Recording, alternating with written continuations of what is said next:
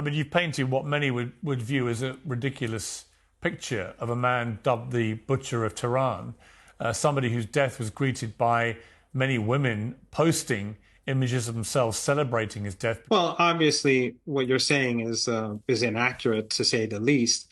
I would say the butchers are in London, in Washington, the people who destroyed Iraq, Afghanistan, Yemen during the disgraceful genocide there, the dirty war in Syria, the destruction of Libya, the sanctions on Venezuela and Cuba.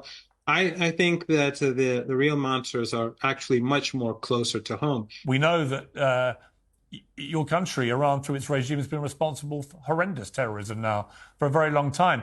Why do you expect people watching these interviews, when you do them, to just calmly believe you when you say that all the bad guys are everybody else and the downtrodden, oppressed, much misunderstood people are the Iranian regime that is despised by so many people in Iran itself?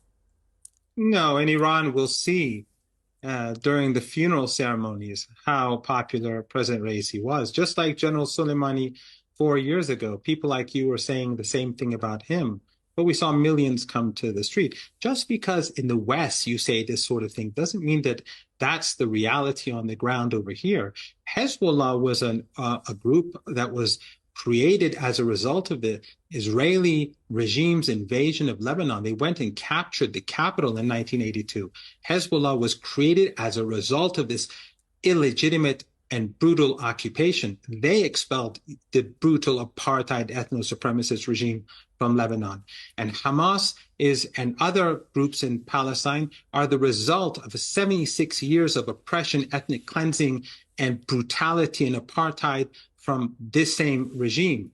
So when you speak about the Houthis or Ansar Allah, you're talking about a decade of genocide carried out by the Saudis and the Emiratis, who are your allies, and your governments were supporting them. Your government starved the people of Yemen to bring them to their knees, but you failed, and you failed today as well. So no, you cannot blame the victims. 9/11, we were told that Al-Qaeda carried out the attacks on the Twin Towers. Who was Al-Qaeda? They were working with you in Afghanistan.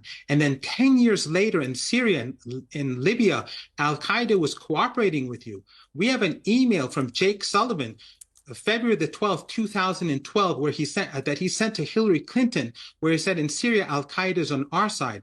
The dirty war in Syria, the dirty war in Libya is yours. These are your crimes, and you cannot escape from it. So we are the victims, and your ugly empire is guilty as it is guilty in the genocide today in Gaza.